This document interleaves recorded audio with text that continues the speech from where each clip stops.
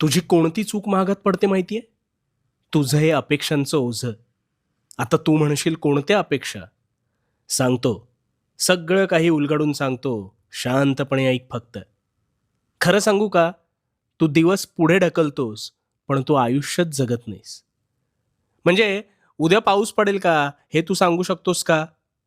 अरे उद्या काय? तू पावसाळ्यात कधी पाऊस पडेल आणि कधी नाही, याची शाश्वती देऊ शकत नाहीस. पण तुझ्या प्रियजनांकडून, त्या लोकांकडून मात्र अवास्तव अपेक्षा ठेवतोस. म्हणजे एखाद्याने काय खावं, त्याने काय बोलावं, कसं वागावं, त्याने काय मागावं, त्याने काय मागू नये, असे निष्फळ, निष्कारण असंख्य प्रश्न तुझ्या डोक्यात सतत भांबावत असतात. अरे कशासाठी? ह्याने वेळ आहे ना, हा वेळ तुझा खर्ची होणार आहे आणि समोरील व्यक्तीला काडी मात्र काही फरक पडणार नाही. सापशिडीचा खेळ खेळताना ज्यावेळी तू फासे